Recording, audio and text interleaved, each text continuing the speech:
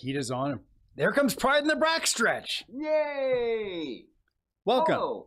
Hola. We were ready. Okie. Okie, yeah. Welcome. Welcome. Tansi. Salut. Yeah.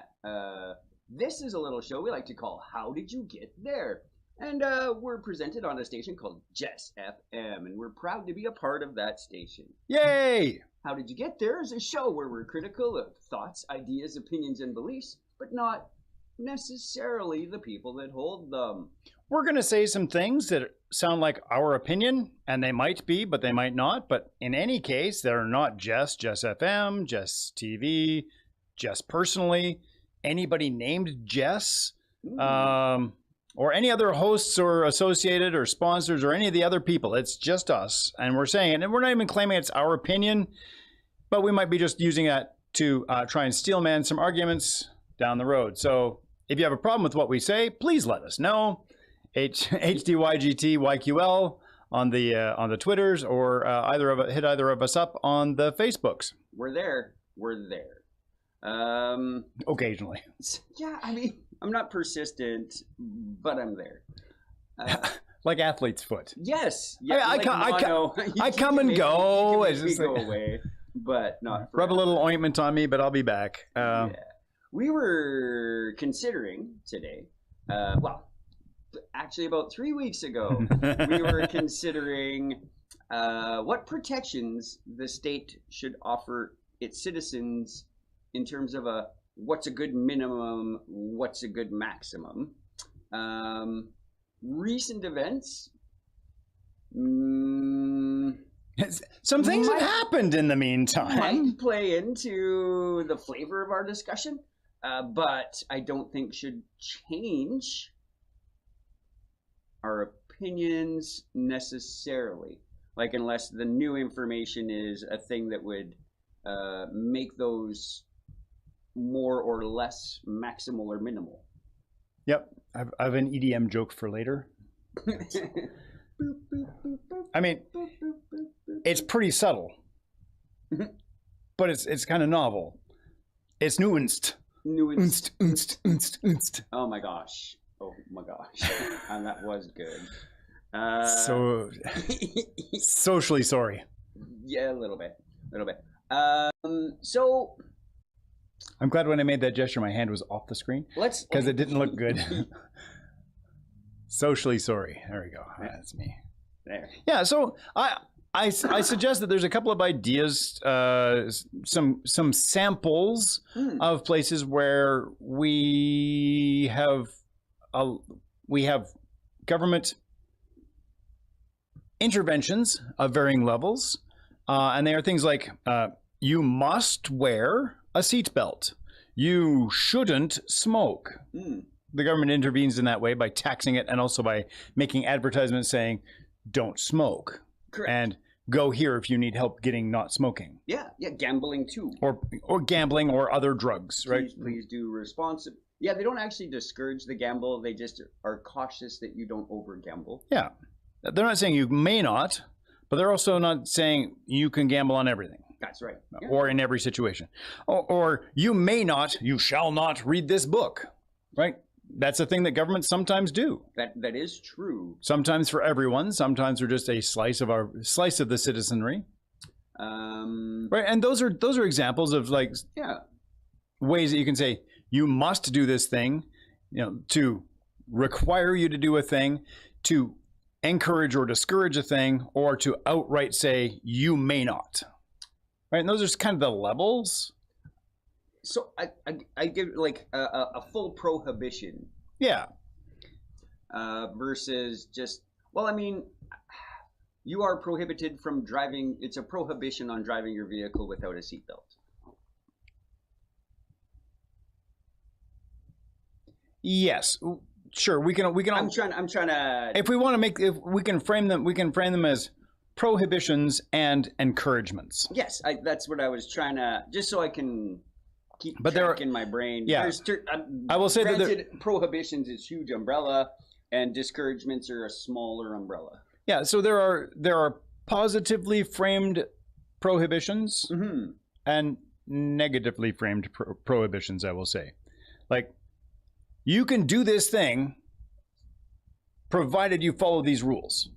That would be a positive prohibition. It's like, we're not preventing you from doing the thing, we're just preventing you from doing it in a particular way. Like a business license. Yeah. They're not stopping you from doing business. Do your business. But you need a license to do your business. Right. So they're prohibiting you from doing a business without a business license. But really what they're saying is, we're making sure you're playing by the same business rules. Please play by the rules. And I think those are all really good things, maybe, not necessarily. But if applied fairly, it helps. Yeah.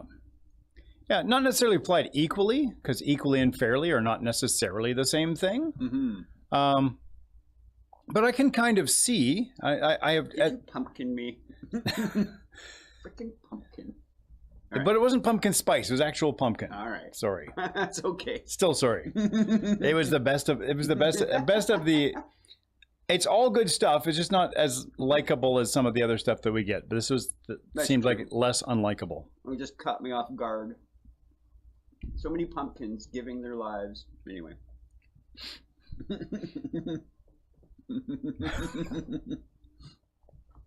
For later. To keep us out of the trouble now. Yes. That one's for later. Yes. So there's things like,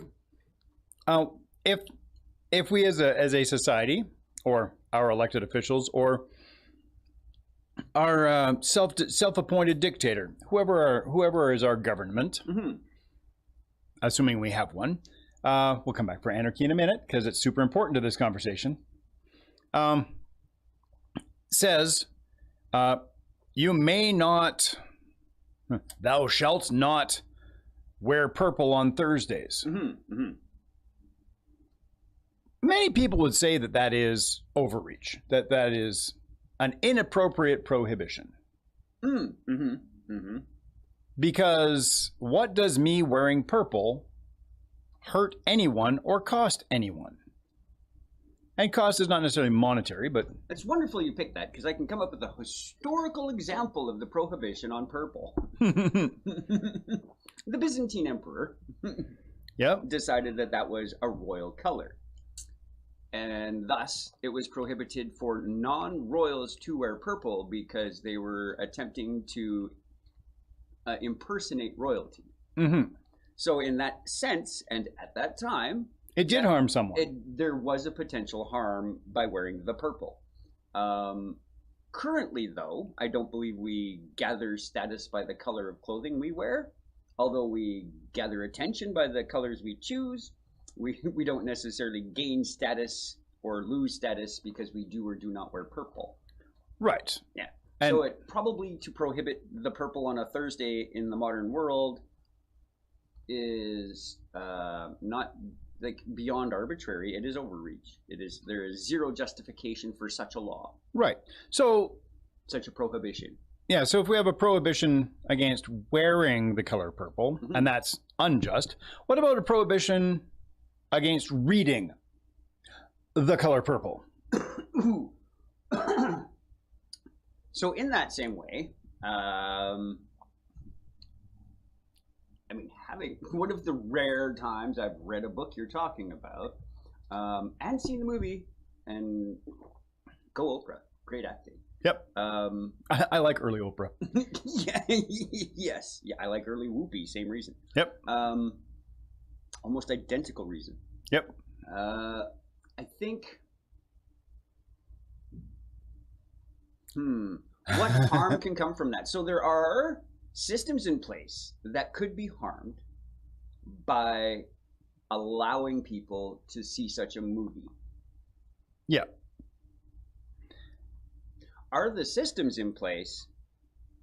Then we come down to the justness of the systems. Yeah. So who is at risk if those systems are challenged? So in wearing purple, royalty was potentially at risk.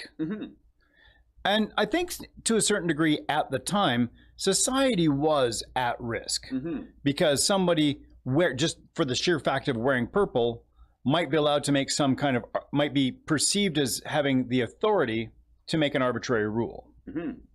It's kind of like giving a branch of your law enforcement the opportunity to cover their faces and hide their identity, not provide any kind of documentation or identification, and still swoop in and arrest a bunch of people in a automotive plant, for example.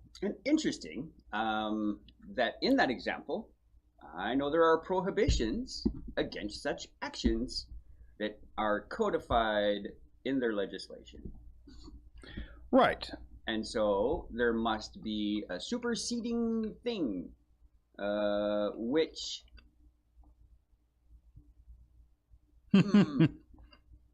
would make some protection more important than a different protection. Yeah, and I think whether it is or isn't, that's not. And I'm pretty certain that we would all acknowledge that there are probably some kind of hierarchy to which things we should be protecting each other against. I think there's a hierarchy. Like I think that by and large, I think we can get humanity to agree on a hierarchy. There'll be some fine tuning in the middle where we all disagree, but if we put it into big lumps, we go like this lump is approximately the same category. Like thriving. Yeah. The allowance to thrive. Yes. Is a pretty big category. I think most people can agree on. People should be allowed to thrive. Yeah. We might then want to have a big category of what we call people, which I think just includes all humans, but other people might disagree. Yep. And that's where. And historically, that has been the case. This is the fairness versus equality, and even where equality can be fairness. Yeah. So if we treat all people equally, it seems fair. And if we treat all people fairly, it ought to be equal. It benefits everyone. Treating everyone fairly creates equality, or encourages, enables equality. Yes. It doesn't necessarily achieve it, but it fair treatment opens the possibility for equality. That's a better way to put it. Yeah. Wow, I should. That's almost a good one. Tap tap tap tap tap tap. Tippity tap. Trademark. Yeah. Copyright, actually, but yeah. Well, it's copyright just because we said it. That's true. That's true. Yay! And since we're not being paid, it's still our idea. That is true. Yay! Hooray, volunteerism. Yeah. So I think that I understand like the whole sovereign citizen movement from one perspective, and if I'm trying to be like once again to steelman that it's. I appreciate the desire to say you can't tell me what to do. I appreciate that desire. 100%.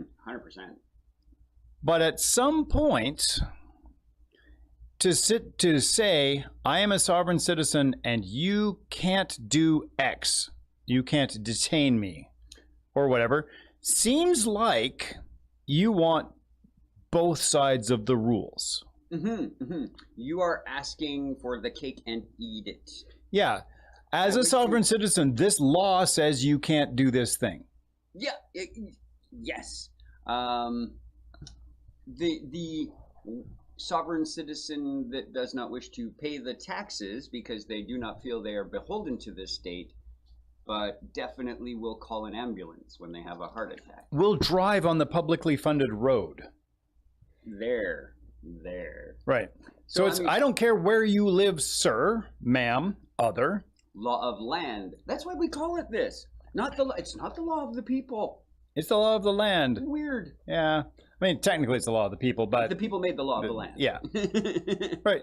It's great that you think that you have these rights. However, these are our roads, you sovereign citizen. I might use it pejoratively like that anyway. You sovereign citizen. Anyway. Right. Like, it's great. You don't have to wear a prophylactic despite the fact that you are syphilitic. But that does not entitle you to put your junk anywhere. Correct. Even if you are a sovereign citizen. Yeah. I can tell you because my roads don't get traveled by your car. Right? So yeah, Yeah. And if you think it should be that way, then it should also be the way that I can drive through your yard. Yes. And you can't do anything about it either. Because I'm not part of your state system. Your state, I do not recognize your state. And so I think that the kinds of limitations that we collectively play by, to the regard of, let's say, public safety or private holdings, property protection, public safety and property protection seem to be the bulk of our legislation. Yep, because that's the stuff that actually probably matters to us on a day-to-day basis. So we'll make rules about it. And then we will all collectively agree to play by these rules until enough of us think these rules are terrible, then we collectively would choose to follow a different set of rules, either by changing the rules or just saying, nope, I'm going to cross in the middle of the street, but we're just all going to cross in the middle of this street. Yes. All right, crossing between intersections, jaywalking. Also against the law. Why? Public safety. I mean, and this is where my anarchy thought comes in. Is like, we probably don't actually need a government to tell us that it is unsafe, and therefore a thing you should not do, your thing you should be prohibited from doing, crossing in the middle of a busy street. Like, just from the anarchy point of view, just as a humble little anarchist that I am, we would enter into a voluntary agreement as to how the thing should work. Yep. And so one of those agreements would be responsibility for self. And so, yes, I'm a determinist to a large extent. But whether I consciously made a choice or I was forced into a choice, I made a choice. And so it doesn't change the fact that choices are made. And so if you choose to run across the street in the middle without any of the voluntarily agreed upon traffic laws, and you get crushed, there is zero recourse. Zero. You get to go to a hospital, you get to get the treatment that you paid your taxes into, but you don't get to sue the guy. You don't get to... Because you chose to run in the middle of the street. You have zero recourse. And I am pretty certain that's cool. How about castle law? So this is both a... I have to take a sip. Just give me a hot second. Yeah. So this is both a property and a personal protection issue.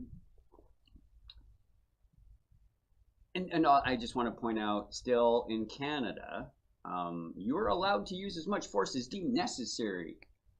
So again, you don't need to shoot a guy because he's stealing your TV. Nobody's life was at risk. Just saying.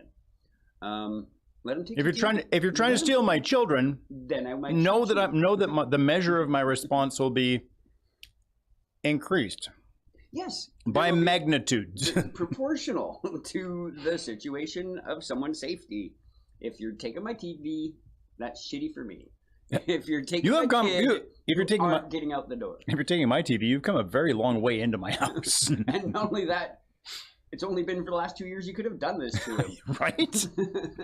You would have been so disappointed.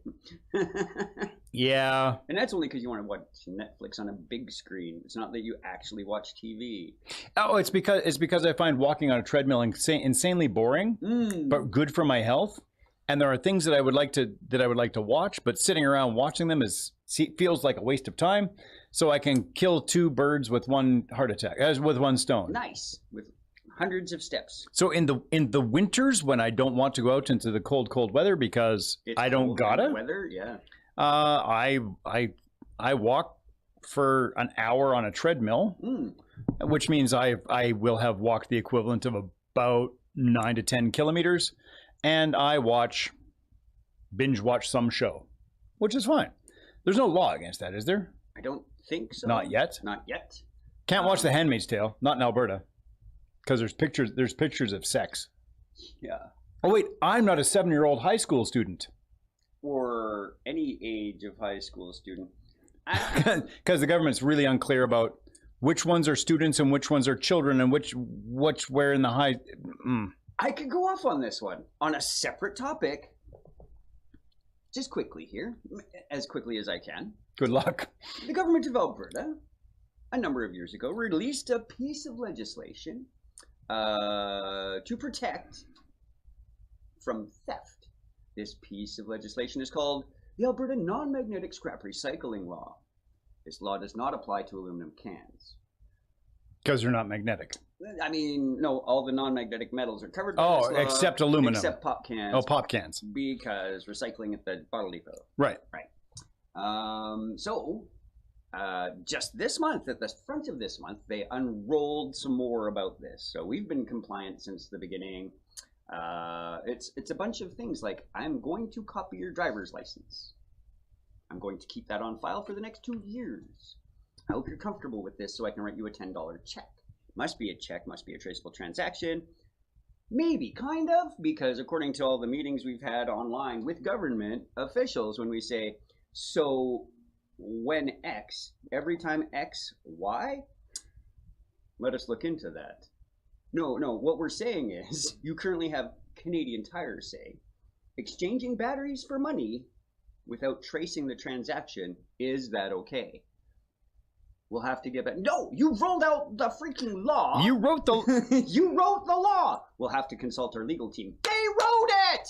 Anyway, if you're gonna make a law... No, probably not. I'm assuming that it was... I'm pretty sure the date is somebody's name, and I'm pretty sure the location is the date, but I'm just saying. And some guy who is maybe about to be disbarred or removed from the Alberta Law Association, or has been, wrote it on the back of an envelope with a crayon and said, yeah, it's probably good enough. Yep.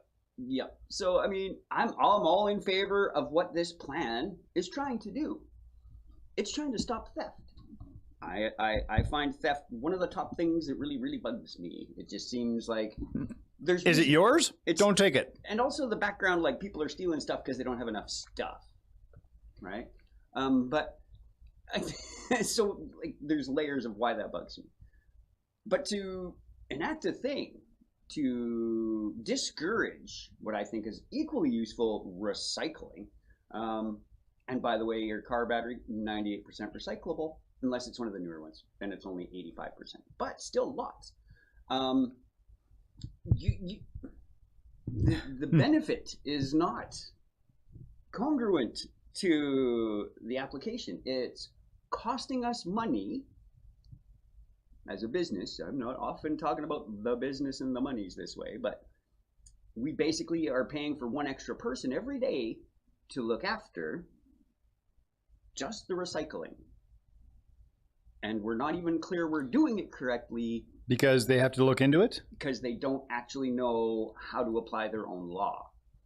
So I think that's part of the problem with engaging in prohibitions, right? It is prohibited to just sell your scrap for money. You may not have cash. You may not. What if you give them money and a receipt, and you keep it, and the receipt is in duplicate? No, because I can give them a check, and I will, but the transaction must be completely traceable. If I give cash, we have lost trace of the transaction. But you have a receipt. Sure. Countersigned by you and the person you gave the money to. Sure. That sounds reasonable. Traceable. Sounds totally reasonable to me. I've got a copy of their driver's license. I've got their... You know who they are. They know who you are. You have current not P.O. box address, because they can't give me their driver's license and the P.O. box on there is not good enough. I must sit there and say, when you call an ambulance, where are they going?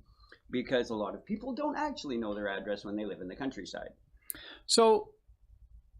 Also, if you're on a reserve, you just get a number. There aren't actually street numbers or anything like that. So, like, you're in house 127, go. Cool. I mean, it's fine. It works, and if you had a map, it works great.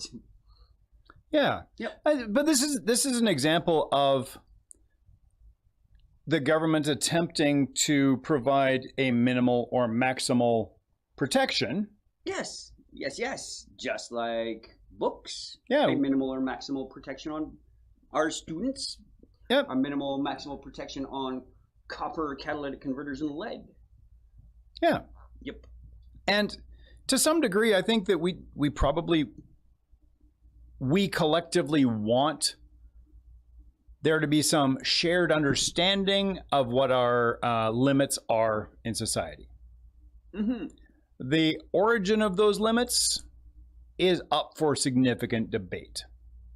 I'm certain that there are some who believe that there is a certain multi-volume set of books traveling eponymously under the name The Book. Mm-hmm. Which really should be like a library or a cyclopedia or something. Anthology. That's the word I was looking for. Anthology. Tome. Yeah. I think tome works. Yeah, that would also work. Just editing. That's tomorrow. Anyway. Oh, this book will come out tomorrow. There you go. Nice. Okay. Mime, musical theater. Okay. He knows.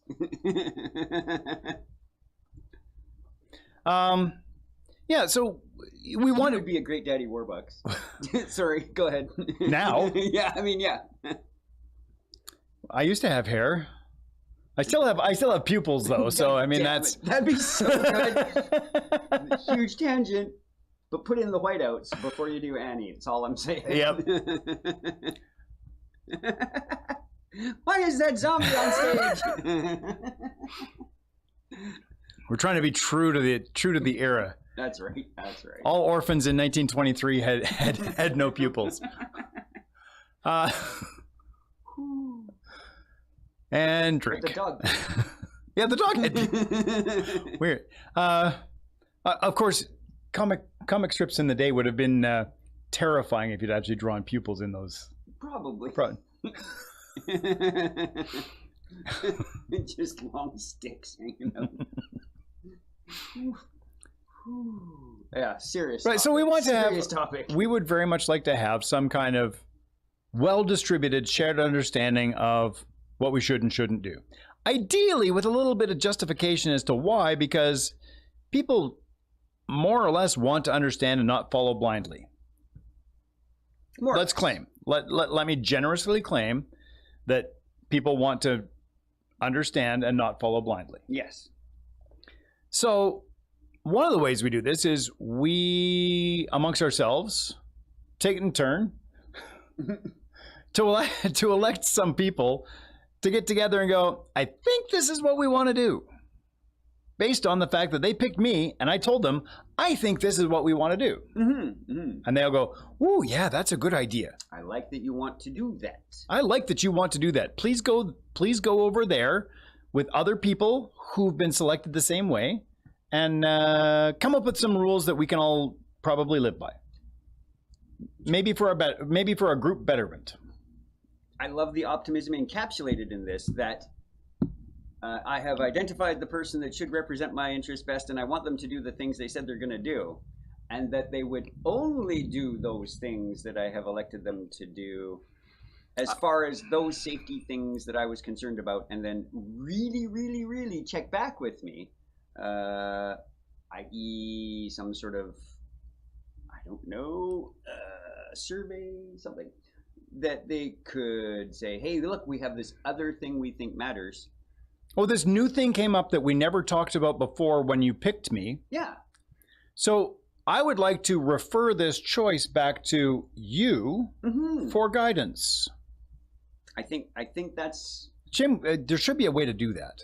If only there was some sort of like, where you could have like a choice of options of what you would like the government to do with this new thing. Yeah. And you would select one of those and then submit that back to the government. And we could then actually, like find out what the plebes have to say about something. Mm-hmm. Mm-hmm. Right? Or just directly refer the choice to them. Yes. I did both. I got both of them in there. That was well done. Well done. I mean, it was like an elision, but that's okay. Plebes and thank you. Yes. Quite. Or you know what? Things have really, really changed. Well, how about we just check and make sure that we're still the right people to make the choices? And then regardless of whether it's your person or not, we're still kind of representing most of you or enough of you. And there's probably some balance because everybody else in a bunch of different areas did the same thing. And then we'll all talk. Some of us will talk in favor of some changes, and some of us will say, hey, the way that you're trying to do that thing is probably bad because of this, and this is how you should fix it. As opposed to just saying bad. Yeah. Or just saying, you're an idiot. Yeah, that doesn't fix. Or, I can't believe so-and-so did this. Aren't you outraged? Yeah, There's just so many better ways. So I want to point out, I think where we're pointing to quickly is that unless you're presenting an alternative to the problem you're pointing out, you're not actually pointing out a problem, you're just bitching. Yeah. So my solution to this is stop doing that. Yeah. My attempt to lead by example is when you're doing that, I will say, don't do that. Instead, do this. Because look at, you presented a different possibility. Yeah. Like, so, and imagine that, say, the leader of the opposition who for 3 months was squatting on, and living off the public dole. Yeah. Well, I mean, yeah. Says something like, oh, can you believe that that so-and-so has done this terrible thing? And I will say, hey, rather than just criticize the person, identify the problem that you are referring to and suggest an alternative. I also have found often the ad hominem attack, as it were, in that domain. Like, he's such an idiot, how can this be correct? Right. Right? But what actually matters is, and how I would prefer you to say that is, he's an idiot, and also this is incorrect, and here's why. Yeah, because whether honestly, I'm an idiot or not has zero effect on my argument. Even a blind squirrel can find a nut. Yes. Like, just because you're an idiot doesn't mean you can't make a good choice. Right. Right? I know, because I make good choices all the time. And I am also sometimes an idiot. Right? So we really want to have these choices of people to make to sort of bring together the ideas of the way we should run our society. Right? Like, it would be great if there was somebody just standing there saying, when you do a show, halfway through the show, you should probably say, this is how did you get there? And you're about halfway through. And it's a little show where we're critical of thoughts, ideas, opinions, and beliefs, and not necessarily the people that implement them. Yeah, exactly. So it'd be great if there was someone that did that, right? Or we just agree. Like, nobody actually told us we had to do that. No. We just think it's a good idea for people who tuned in late and are wondering about their choices. I think you've made an excellent choice by sticking around this far. I wonder about your choices too. Thanks for tuning in. Thank you. I have watched some other podcasts that run about like ours does. I'm not certain whether we are more or less entertaining, but to me, we're more entertaining, so we appreciate you continuing to tune in. I think we're hilarious. Keeping the Larry and hilarious. Lawrence is. Sorry. Lawrence? It's so hilarious, it's Lawrence. My bills are so big, they're Williams. Same sort of thing. Like, why isn't it Hillary and hilarious? I guess, eh? Maybe Hillary is hilarious. I think she was. Maybe. Duff? Yes. Clinton? Yes. Anderson? Yes. I know. Throwing a personal friend into the good times. Good times. All right. So if we were to build a state from scratch, we have a blank canvas. We have 1 million citizens, and they have elected us because we've launched a platform that 900,000 of them agree with. Right. So I'm looking forward to something that approximates democratic anarchy.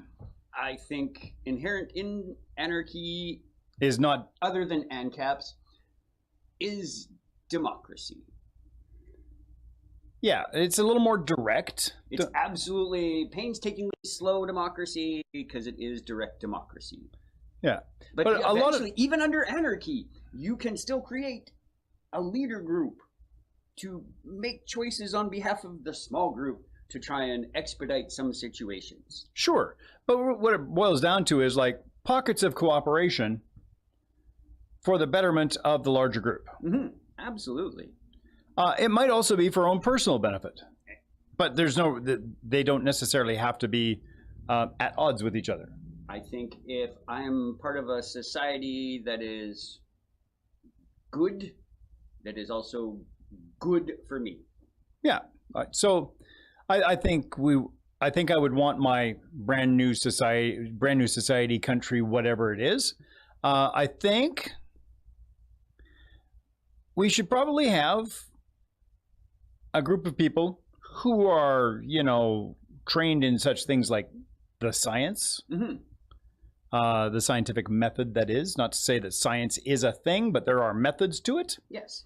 Who look at, let's say, technology, for example. This is one thing in a billions of things that you have to think about when you're building a society from scratch, instead of having it just kind of spring up around you, which gives you a whole bunch of legacy terribleness.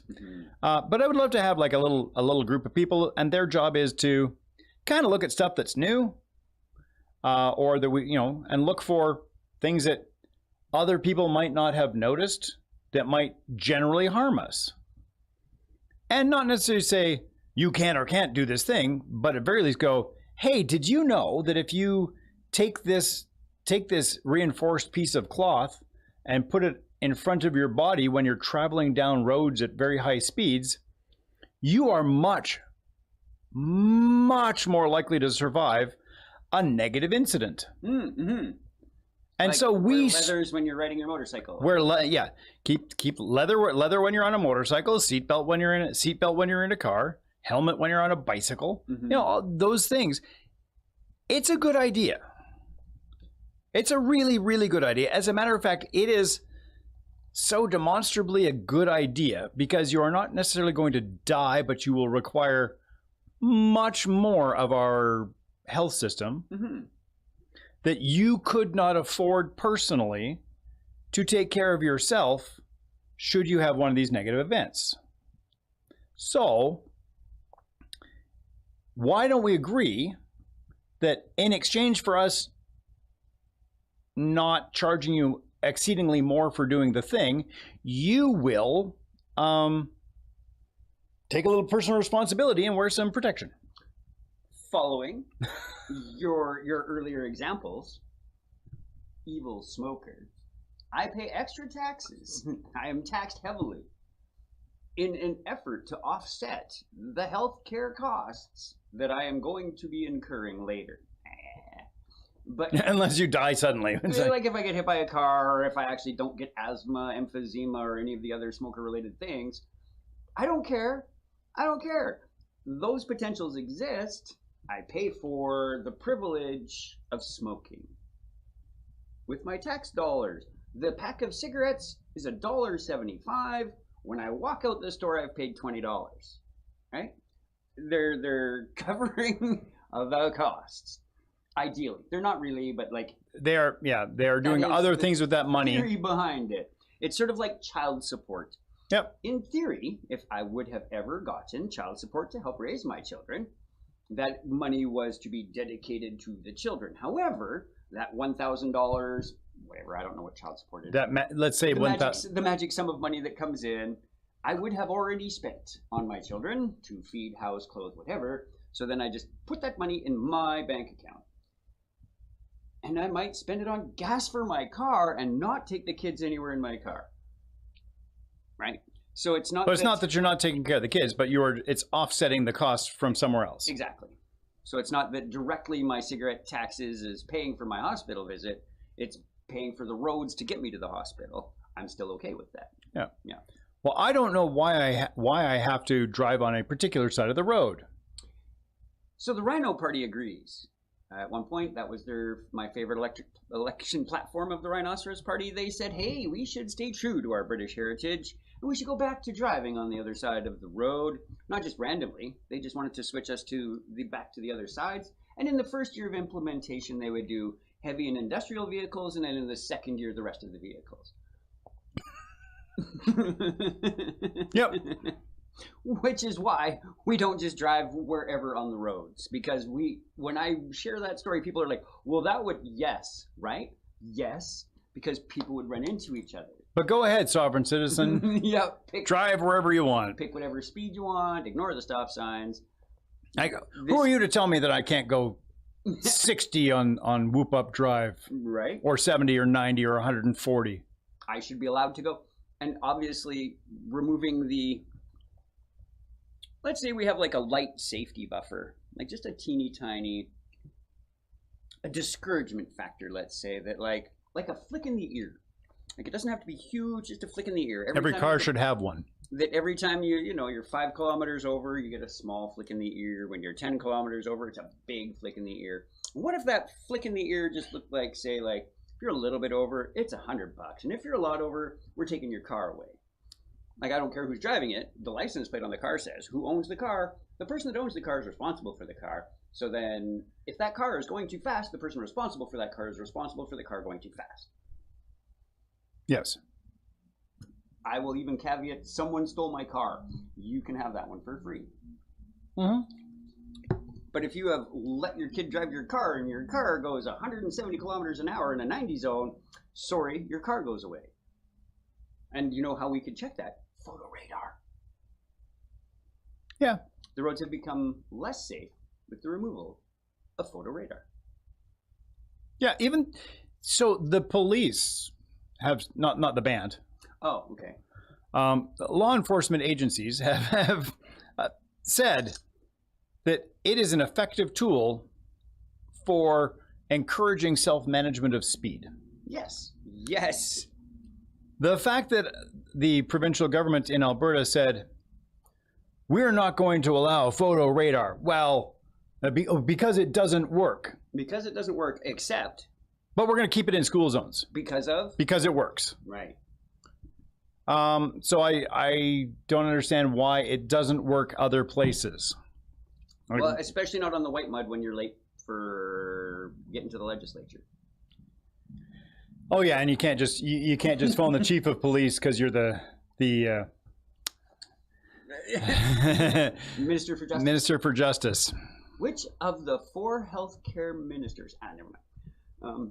All right, so also back to my quickly. Just on my brain. Sure, do the thing. With the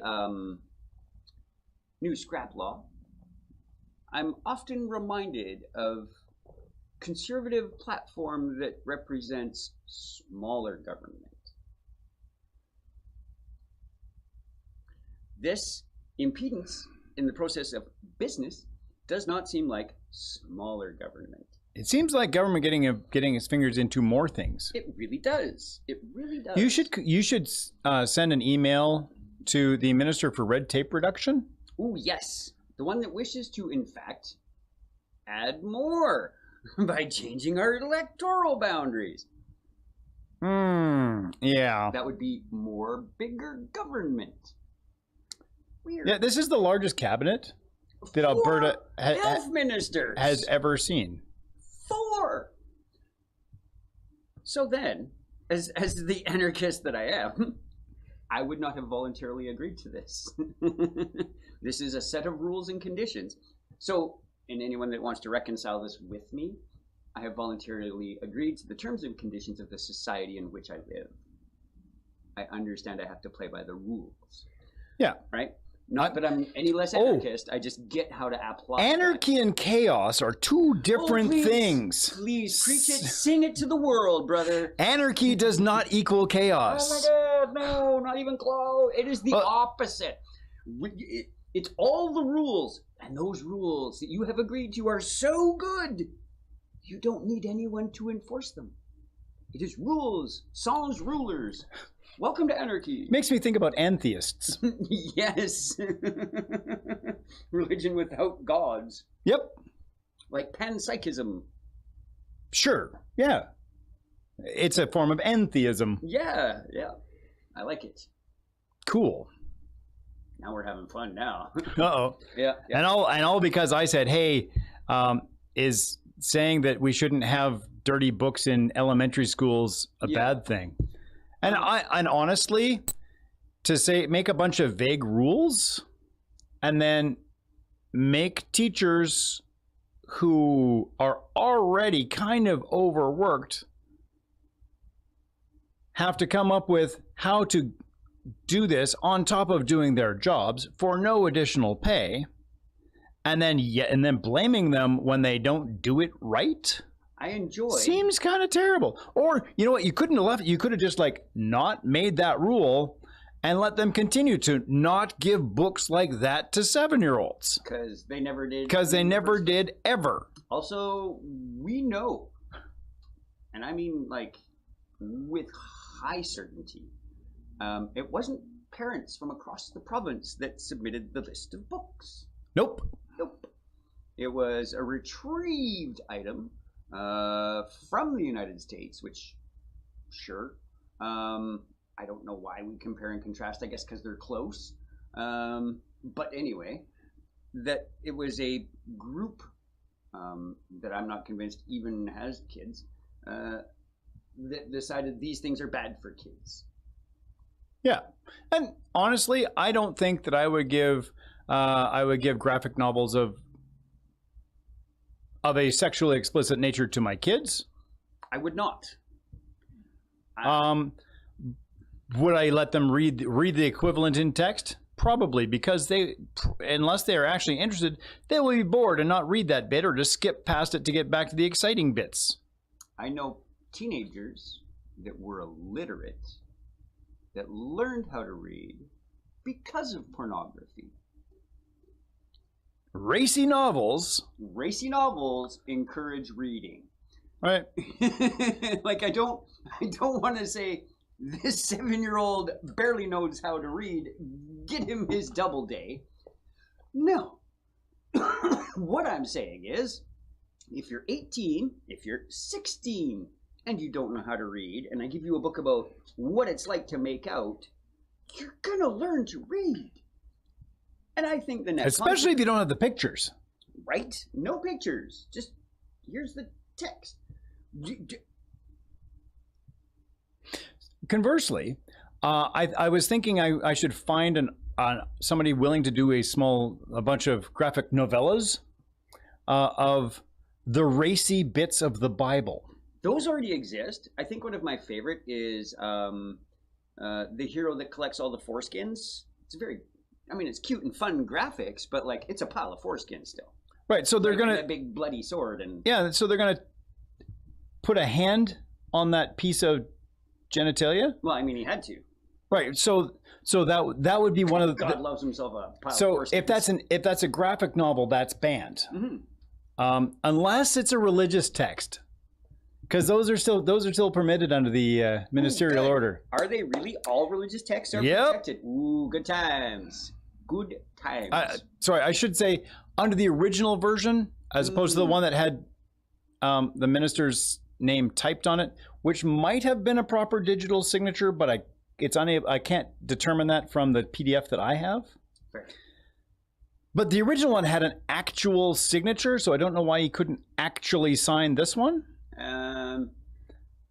He's illiterate. And if he didn't actually sign it and it's not a valid digital signature, it is not a valid ministerial order, in which case the original one is still in effect. Well, there's a minimum protection I think we can enforce or could agree upon. That ministerial orders must have an actual or verifiable signature. Yep. Or that the person signing it should have full working knowledge of the consequences as best as could be mitigated before signing it. For example, signed that order, the Edmonton Public School Board, champions of free speech that they are, love you, followed it. Yep, they did the thing. They did exactly, and I love that about this. It's such a me move to make. Exactly what the law prescribed. to the letter. Yeah, so Also, I want to point normal out, people would have... banning Ayn Rand is not a terrible choice to make. You can wait till college to read that. You know, and if it's available, it's available. I probably would have, if I'd have cared, I'd have read it. Yeah, well, if you cared. I mean, when I was in grade 10, I read the entirety of The Lord of the Rings and wrote a very lengthy book report on the trilogy. And that's a lot of deep and heavy reading. Yeah. And I was okay with it. But I was also reading all kinds of science fiction. I was reading just like a ton of stuff I was reading. On the side, you're reading Godel Escher Bach. Yeah, and then on the side, I'm reading philosophy, metaphysics. A little, and music. Which is not supernatural. No. Specifically. It could be. It might be, but it might not be. We don't know. Right. It's just it's just reality and why we exist. It's a higher level of description of the things that we are doing. Yay, yeah. Right? So there's cognition. These are things that I know. And then there is metacognition. This is a description of how I could know the things that I know. So it's layers. A thing that you and I talk about frequently, but people are currently very concerned about, the AI. Yeah. What protections are you looking for from our brandy new, shiny new state? Are you looking for a minimum protection? Are you looking for a maximum protection? Can we, because this is like a great wonder word, we don't know. Like, we can do our best to mitigate the probable consequences of the AI. I'll call it AGI just because I know the difference. Mentally, kind of. That it's less colloquial if I call it that. Sure. Yeah. So a thing that is self-aware rather than just what we call AI currently. And do we need to, at what point do we want to protect it? Like, if it becomes sentient, do we want to protect that from the murder of the electromagnet? Right. So there's for me, there's a couple. I want to preserve my job from, right? All these little things that people might worry about. Yeah. So I do spend a significant number of cycles of brain power thinking about these kinds of things, and have for a couple of decades. So on one hand, as an AI researcher, I am looking at modeling aspects of what we call intelligence, right? My particular bit is humor, which is hard to describe anyway. Much, and some significant work has been done on modeling it, and I think everybody'd be pretty okay with a computer program that got a sense of humor, or a computer program that wasn't like a super dud to deal with if you're having like a chat with it. I think that would be great. And I think most people would agree that that's great. And they're probably not going to limit that. But when it comes to autonomy, how much do we want to offload our decision-making to a machine? How much are we prepared to let a machine make decisions that could affect me? So I will call back and say, I don't understand why we want so many protections against artificial general intelligence when we're not prepared to make the same restrictions against children. We can make children, and many people really enjoy the act of attempting to make children. Some people even enjoy making children. I mean, practice makes perfect. Right. But I actually know at least one person who enjoys the act of gestation. Fine. Who am I to judge? Yeah. But it's super easy to make new humans. It's expensive, and then if you want to like take care of them, that's a different kind of expensive. And eventually, you train this natural intelligence to do some things, and most people want to let it go, do its own thing. You might have built in some maybe back-end guardrails. You may have attempted to set up some guardrails, but the initial state of that natural being may not have been conducive to supporting the guardrails you've provided. Right? you can't protect against everything. But collectively, we go, okay, well, if one of these things goes off the rails, we are going to constrain it and prevent it from interacting with society in a bad way. Mm-hmm. I don't see why we can't do that with artificial general intelligences. We go, okay, well, yeah, this one drives cars really well, but for some reason, this one decided it wasn't going to drive a car very well. We'll take it offline. Right? I don't know that these are self-aware yet, but they do make decisions that we care about. Mm-hmm. Mm-hmm. So to that degree, I feel okay with just like terminating it. If it were self-aware, I think I have some other problems. I have a lot of, like, i.e., if that kid just was like mean and poked everybody in the eye, we don't necessarily unalive that kid. Nope. We take that kid's ability to do that away. Right. Yeah. So I would often think about things like, I'm okay using antibacterial soap. Okay. I don't, but Yeah. I'm not. Just for the purposes of this discourse. Yeah, I am not deeply opposed to using it. I think I have other reasons for not wanting to use it, but I'm okay scrubbing my toilet with something that's like Lysol. Mm-hmm. Right? I'm okay with that. I'm okay with taking antibiotics if I need to. Perfectly okay with it. I am killing things when I do that. And I'm absolutely 100% okay with that. Right? I'm a little speciesist as well. But I am less cool with arbitrarily killing cats and dogs. I am more cool with arbitrarily killing fish, but I don't do that. I'm not going to just go and kill fish to kill fish. But if I kill a fish and eat it, I'm okay with that. I'm less likely to do that with a dog. Why? Because I have feelings about dogs. And we all have feelings about various, somewhere along the spectrum. At what point should we be having, why do we have the feelings about them? Psychology, I don't know, reasons. Yeah. But kind of because we feel a kinship, or we recognize that we have empathy with them. They are aware to some degree. And so when we cause them harm, they know that they are harmed, and they know that we did it. Mm-hmm. Mm-hmm. Right? So these are some things that you might want to consider. If we have a computer program that's self-aware, we should really maybe possibly consider that it has a feeling about being able to do its thing unimpeded. Mm-hmm. And we should not be allowed to go, no, you can't.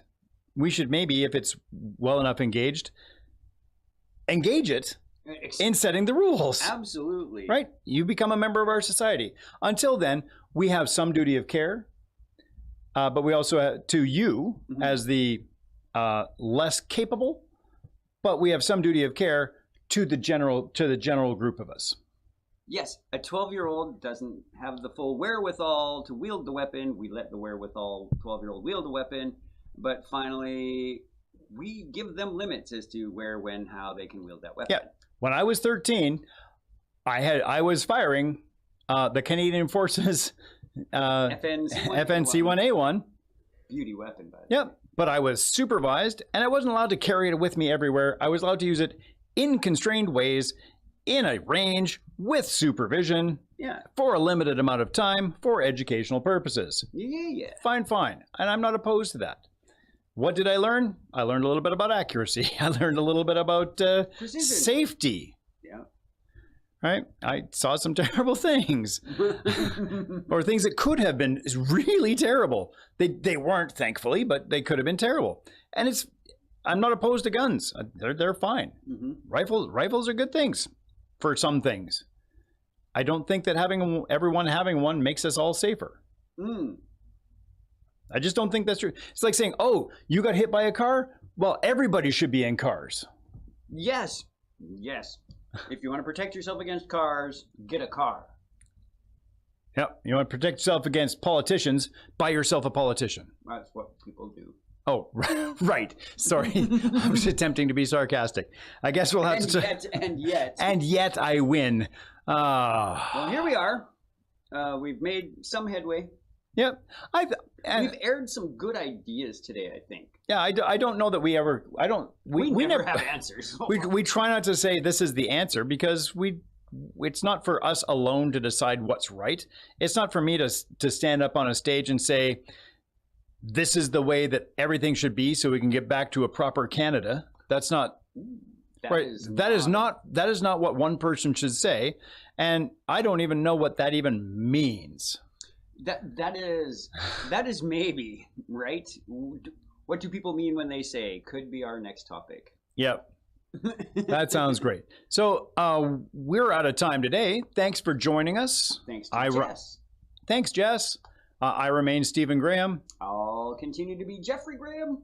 And we'll be back in a fortnight, probably. Good Lord willing and the creek don't rise, as they say in the song. So thanks for coming. Peace, love, crunchy granola, save the whales. Seals are terrible. Save the whales. The blue whales.